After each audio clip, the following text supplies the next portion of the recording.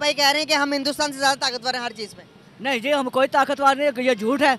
हमारे तो चंद लोग सिक्कों के खातर बिके हुए थे। आज भी देखो उनके बॉर्डर पर है। हमारे यहाँ तो आर्मी जब भी डिफेंस सोसाइटी में बैठी हुई है, डिफेंस सोसाइटी में बैठी हुई है। उसे ना लड़ने का शौक है। 71 के बाद हमने कितनी जंगें लड़ी हैं।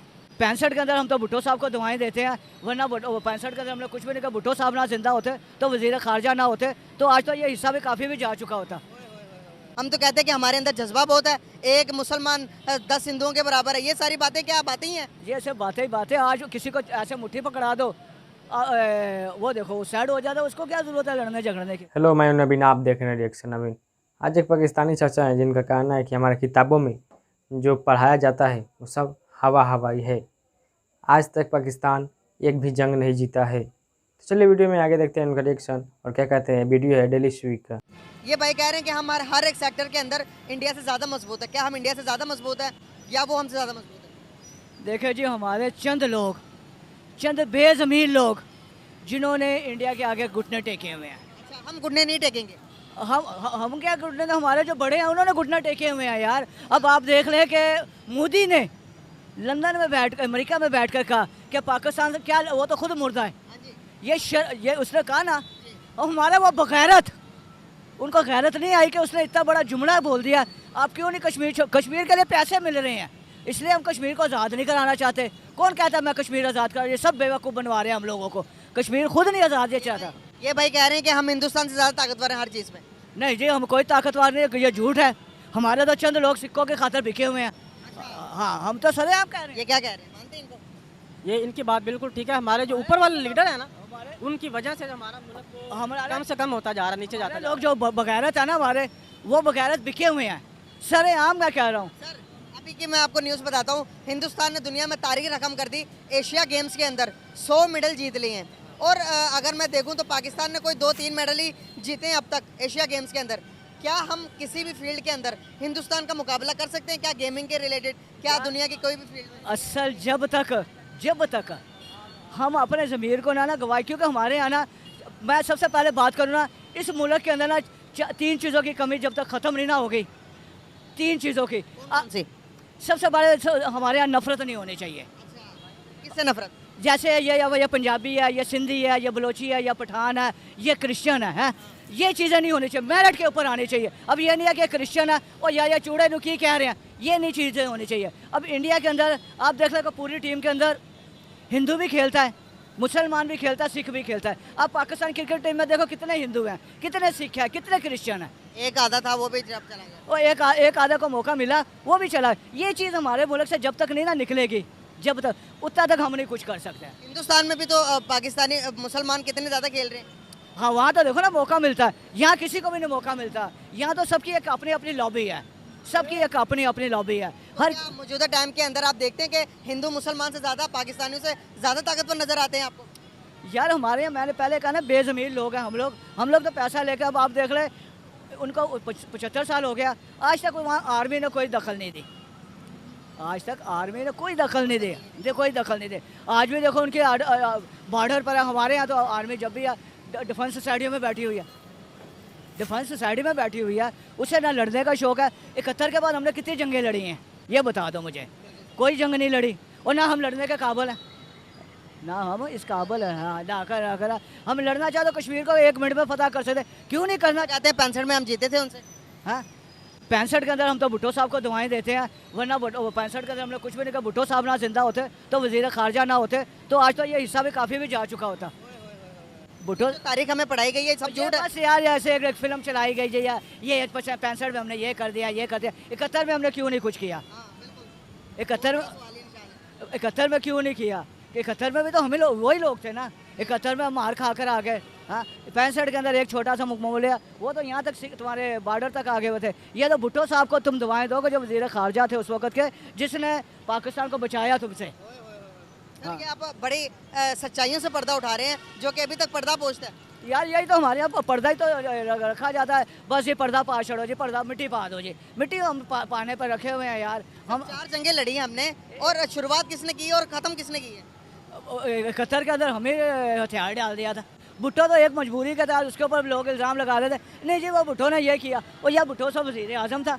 या कोई प्राइम मिनिस्टर था, भुट्टो साहब तो कुछ भी नहीं थे। लेकिन ये हमारे यहाँ चंद लोगों ने जिन बगैरती, जो लोग बगैरती कर गए थे, वो बांग्लादेश, हमसे तो बंगाली नफरत करते थे जिस तरीके से आज बलोची हमसे नफरत करते हैं।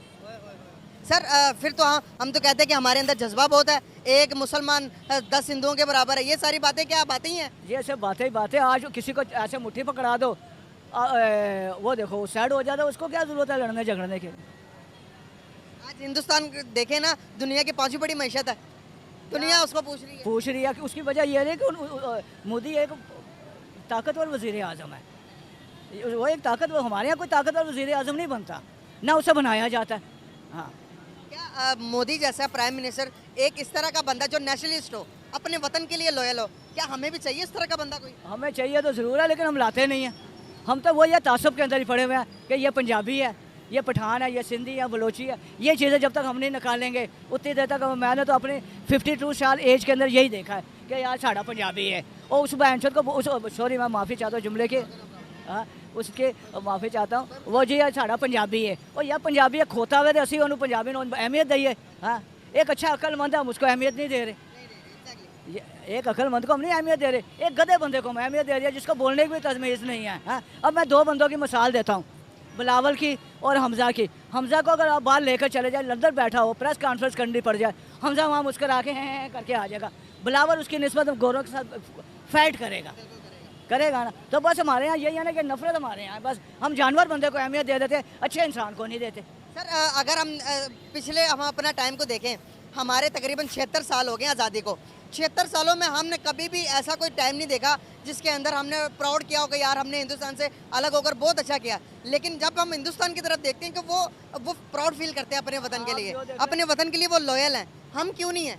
आप दुबई में आप जाओ ना, दुबई में आप देख लो कि वहाँ के मुस्लिम दुबई इंडिया के वो पाकिस्तानियों को गालियाँ बकते हैं। क्यों? वो इसलिए कि वो कहते हैं तुम इस मुल्क को नहीं संभाल, 4 हिस्सों को नहीं संभाल सकते, हमें क्या करेंगे यार। दुबई से हमारे चंद लोग आते हैं, हमसे उनसे पूछते हैं उन लोगों की दास्तान है यार दुबई के अंदर मुसलमान है, वो कहते हैं ला यार क्या करें, वो हमें गालियाँ बकते हैं। वहाँ के मुसलमान वो कहते हैं तुम ये नहीं करते, वो टीवी के अंदर चंद एक होते हैं जी, वो हम वो दिखा देते हैं जी ला ला ला मोहम्मद रसूलुल्लाह, ये उसे कैसे ड्रामे। क्या लगता है कि आपको मौजूदा जो सिनेरियो चल रहे हैं, पाकिस्तान का मुसलमान ज़्यादा खुश है या फिर हिंदुस्तान में रहने वाला मुसलमान ज़्यादा खुश होगा? यार हम तो अपने यहाँ पे खुश किया, यहाँ से तो लोग जगह बेच के बाहर जा रहे हैं। आप डिफेंस सोसाइटी के अंदर चले जाओ, आप देखोगे कितनी कोठियाँ बराए फरोख्तें हो रही हैं।